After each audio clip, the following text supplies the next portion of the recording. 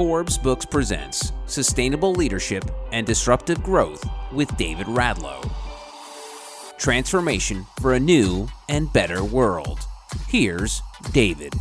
Welcome back to my conversation with Paul Shapiro, the CEO of the Better Meat Company. Paul, you've always been blunt. Your goal has always been to turn as many people as possible to non-animal protein alternatives with the hopes of totally eradicating the use of animal protein. Bill Gates has also been blunt about supporting alternative proteins. He wrote in his book, How to Avoid a Climate Change Disaster, that we can reduce the green premiums by making carbon-free things cheaper and make carbon-emitting things more expensive. Is it fair to say that such agriculture taxes that would benefit the alternative protein sector is something that would put a smile on your face? What a great way to ask the question. Well, first and foremost, yeah, sure. Look, we have taxes on tobacco and alcohol and luxury vehicles and so on. I don't see why we shouldn't put it on some of the most environmentally taxing things too, whether that's carbon or meat. So you're right. I'm not going to sit around being upset by that. At the same time, I think that's politically not feasible, at least now. And I think what's way more feasible is to direct state and federal resources toward R&D that can help eliminate that green premium. So, for example, China is spending so much to advance its lithium-ion battery production and its solar panel production. And guess what? That's why nearly all of the batteries, the lithium-ion batteries and the solar panels that we use in the U.S. come from Asia. They're not coming from the U.S. for the most part because the Chinese government has invested in it. It's not that they put a tax on carbon. It's that they put their dollars into R&D to actually innovate and figure out ways to more cheaply produce these products. The same should be so in the United States. We shouldn't let China dominate the alternative protein space in the way that we've let them dominate the clean energy space. It's a shame to see what's happened where China is the world leader in clean energy now, in developing those type of technologies that I just mentioned. And we shouldn't let that happen in the protein space. And there are some inklings the U.S. government is starting to get involved in this. So, for example, where I live in Sacramento, California, just down the road at UC Davis, they just got a $3.5 million grant to study cultivated meat. That's real meat grown without animals. Tufts just got a $10 million grant to study cultivated meat as well. These are great, but they're a drop in the bucket. I mean, President Biden just announced a $1 billion plan to expand animal slaughter capacity in the United States. So, $13.5 million compared to $1 billion, it's obvious which way the scales are tipped. However, it is a start, and we need more of it. So while you're right, David, I certainly would not be upset by the type of tax that you're proposing. I think far more likely is to have research dollars that are going into animal-free protein technologies that can be helpful in eliminating that green premium that Gates talked about. Take a tangent on that, and obviously Canada, for the listening audience, does match 50-50. They also forgive a certain amount of guaranteed debt on startups that are earmarked for sustainability, and that can help in order to grow in this type of way. Is that more in line of what you're kind of looking for? I think that would be part of it. That certainly would be great. And I couldn't agree with you more, David. Like, the Canadian system for entrepreneurs is certainly friendlier.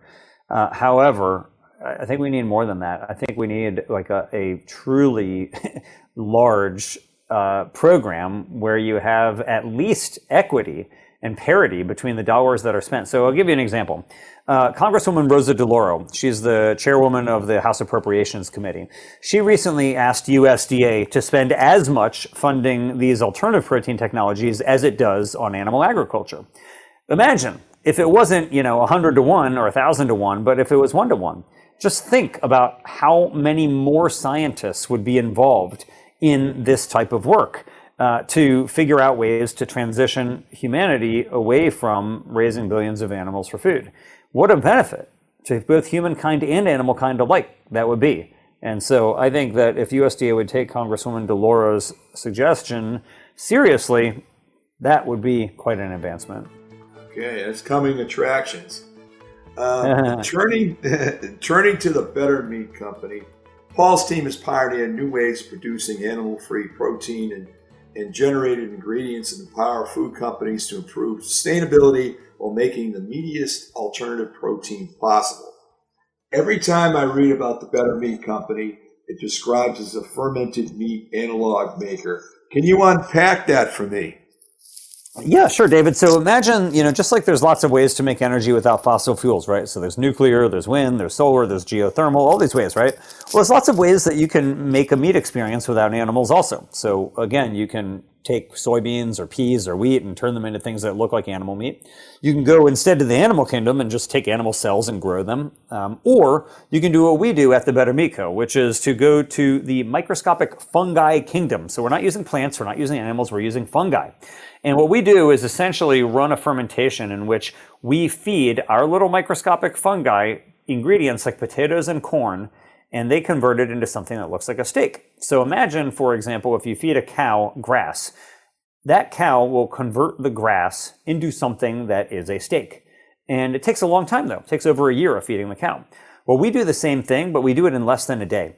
So we feed our little microscopic fungi inside of a fermenter a delicious diet for them of corn and potatoes. And basically what ends up happening is they create within less than a day that type of a steak. Except this steak, while looking like an animal steak and tasting phenomenal, is high in protein, but it has no saturated fat, no cholesterol, it has fiber. So it's way better for you and the planet and animals, but it's going to give you that same experience that you absolutely love. So the benefit of what we're doing at the Better Meat Co. is that through using microscopic fungi, we actually can get a more meat-like texture to the product with less processing. So the way that you get, let's say, peas to turn into something that looks like a Beyond Burger, which is a great product, but you got to do a lot to the peas. You got to grow the field of peas, harvest the field of peas. Then you mill it into a flour, but the flour is low in protein, so you have to strip out the fiber, strip out the fat, and then you get a pea protein powder. But that powder doesn't have the texture of meat, so then you have to extrude it, which is a fancy way of saying lots of pressure and lots of heat, change the molecular structure of the protein, and then you get a texturized pea protein that is like the hero ingredient of your plant-based meat today. Well, what we can do through the power of fermentation is simply ferment our little microscopic fungi, and naturally, straight out of the fermenter, they have that meat-like texture. In fact, it's more meat-like than plant proteins are. And so we've come up with a way to create a really delicious meat alternative that is a whole food that requires virtually no processing, that is delicious and nutritious and very sustainable. And that is why we are now partnered with companies like Hormel in helping to scale up our processes and create a river of our microscopic fungi to flow through the food industry and help food companies use fewer animals. Following up on that, plant-based products like Impossible Foods and Beyond Meat have steadily gained mainstream acceptance. Is your company, is the Better Meat Company, fit in this space? Is it a business-to-business enhancer, or is it another niche, or do you plan to come out with your own brands and food? Where do you see yourself in this space? We're a B2B ingredients company, David, so we don't intend to come out with our own brand of products. What we really do is create ingredients that we sell to companies like Purdue Farms, Hormel Foods, and others so that they can make their products better.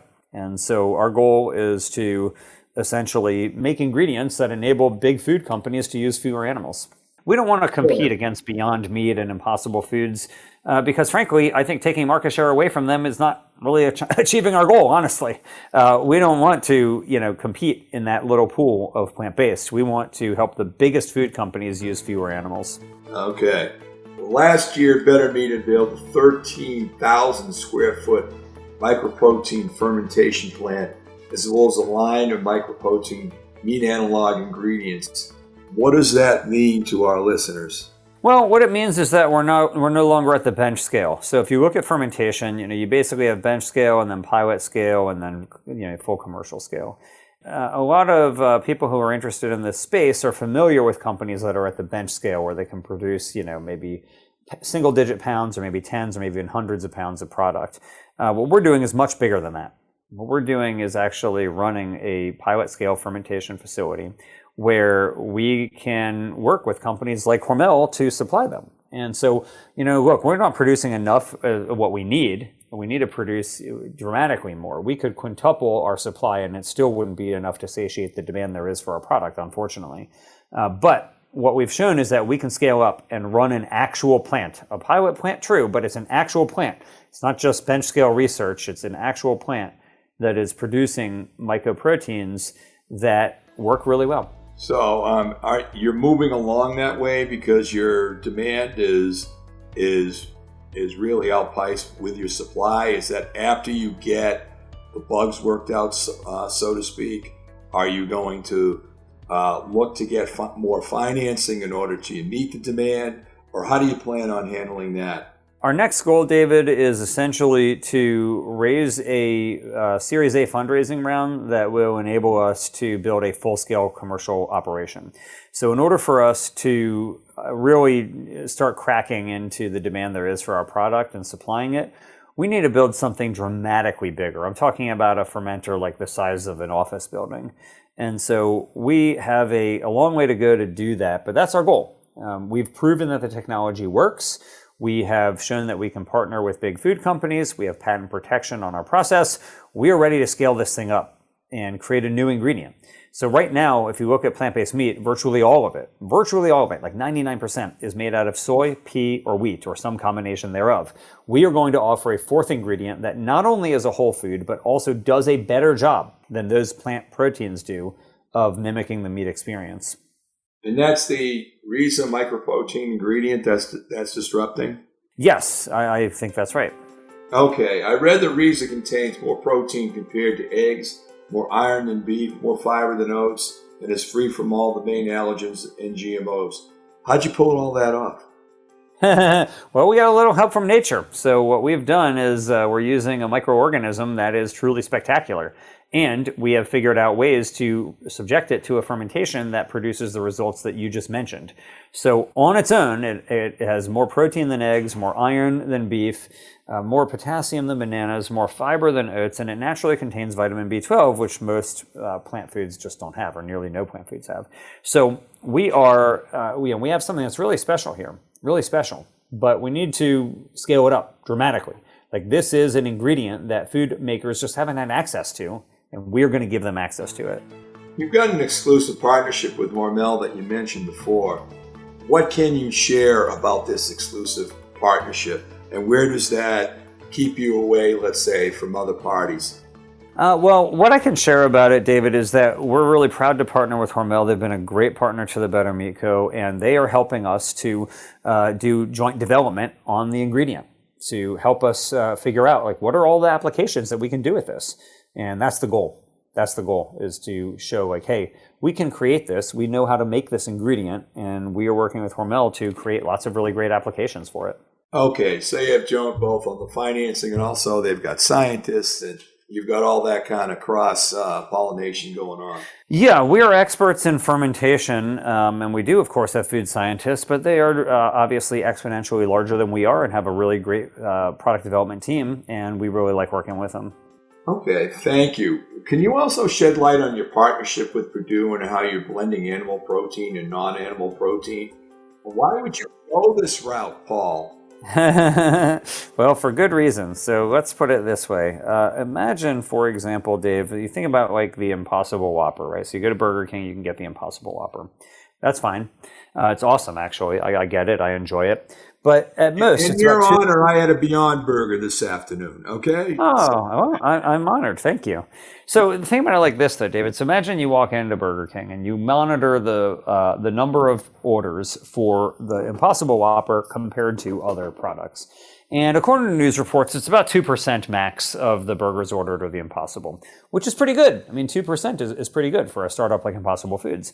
At the same time, you have to recognize that what if, in addition to offering that Impossible Whopper, Burger King said, hey, actually, we're going to make the regular Whopper 50% plant-based. Imagine how much more reduction in beef there would be if they made the conventional Whopper 50% plant-based. Instead of a 2% reduction, now you're getting a 50% reduction. And so this is the strategy that we have employed by helping Purdue to hybridize its products. So Purdue makes a product that's called Purdue Chicken Plus. It's 50% plant-based, 50% chicken, and it's sold in over 7,000 supermarkets, and people love it. In fact, the Food Network named it the best tasting frozen chicken nugget on the market. So imagine that. The best tasting frozen chicken nugget is only half chicken. Imagine how many fewer chickens would need to be used if all of chicken nuggets were only 50% chicken. It would be pretty remarkable. That makes sense, and thanks for that answer. People love a good conspiracy, and I was wondering, with all this involvement with the beef and poultry industry, they'd be able to maintain a relationship and sell perhaps with your Prince of Darkness hat. If you can't beat them, join them, or else. Is that a fair characterization? How the better meat is disrupting the status quo? I don't know. I think what I would say is that there's just a lot of folks in the industry, to go back to this example about Kodak and Canon. They don't want to be Kodak. They want to be Canon. And they recognize what's happening here. They recognize that this is the future. It's true, conventional animal slaughter is the present, but the future is going to be protein coming from a far more diverse array of sources, including microbial fermentation, animal cell culture, plant-based proteins, and more. And so this is the future, and I think that that's really the real key. I don't think it's, if you can't beat them, join them. I think it's more like you're Canon and you're sitting there thinking, well, my core business is print photography, but there's this digital thing on the horizon, and I think it might be big. Maybe we should embrace it rather than fighting it. And we all know what happened again. Just to restate it, Kodak went bankrupt, and Canon is a huge manufacturer of digital cameras. And I think that's what's going to happen. I think that, you're going to have meat companies that just refuse to innovate, and then you're going to have others, though, that are like the Canon. Can you share a bit about your book and your podcast and where people should go to get them? It's really nice of you, David. I appreciate that. So my book, which is called Clean Meat, How Growing Meat Without Animals Will Revolutionize Dinner in the World, you can get it anywhere. It's not a science-y book. It's more like a pop business book, actually. And what it does is it chronicles the race between the investors, the entrepreneurs, and the scientists who are all working to create the world's first commercial slaughter-free meat. And so I tell that story in there. Again, it's called Clean Meat. You can get it on Amazon or anywhere else you get books. You can also go to the book's official website, which is cleanmeat.com. If you're interested in my podcast, which is called the Business for Good podcast, we feature titans of industry and startups alike who are using their business to try to do good in the world. They're trying to solve some problem, whether it's coming up with biodegradable plastics, or whether it's coming up with animal-free meats, or coming up with safer ways to store nuclear waste, or a whole variety of other ways that people are creating business models that by the very success of their business will be solving serious social problems. That's what we feature on the Business for Good podcast. So you can check that out anywhere you get podcasts, or you can go to our website, which is businessforgoodpodcast.com, and we'd love to hear from you. You can write and let me know what you think about the episodes. And we had a recent one, interestingly, with a Harvard professor, David. I think you would have enjoyed it. His name is Rob Paulberg, and he basically talks about why, if you're interested in sustainable agriculture, you really should support using genetic modification and synthetic fertilizers that are banned by the Organic Standards Program, because they enable you to use a lot less land. And so interestingly, he's making a case that basically the people who make synthetic fertilizer and genetically modified crops are helping to improve and increase wildlife habitat. Whereas if everybody went organic, you would have a massive amount of deforestation that would need to occur, because it just takes so much more land to grow organically. So we have those kind of counterintuitive things on there from time to time as well that I think people really enjoy. Well, I think he's going to get help on his funding for his research, perhaps a little bit. Is there anything else that I missed, Paul, that you'd like to share? You've asked about my company, my book, my podcast, and even my wife, Dave. It's amazing. I really appreciate it, and I don't think you've missed anything, but I do want to just say that you have been a pioneer. Ever since we met, which I think was like in 2005, you've been one of those people who, even though you were involved in this industry, that you did not want to just go along and get along. You wanted to help to create a better industry, and I really admire that. And so I'm grateful to you for all the progress that you helped make, not only at your own company when you were running it, but also throughout the entire industry. When we first met, it was like less than 5% of all of the egg-laying hens in America were cage-free. Today, USDA says it's at nearly 40%. Nearly 40%. It's amazing. That's a truly incredible change in a 15-year period, and you deserve a lot of the credit for it. Thank you. But the focus today is Paul Shapiro and the effect that Paul Shapiro has had both on animal agriculture and also the alternative protein movement. And thank you very much, Paul, for letting us know about all this stuff and also the tremendous success that you've had at the Better Meat Company. It's my pleasure, Dave. I'm so happy to talk with you. I hope that you'll come to Sacramento and come take a tour of the Better Meat Co. and let us feed you some mycoprotein-based steak. I can't wait. Looking forward to it. To connect with David, go to davidradlow.com. David's book, Principles of Cartel Disruption, Accelerate and Maximize Performance, is now available wherever books are sold. This has been Sustainable Leadership and Disruptive Growth with David Radlow, a presentation of Forbes Books.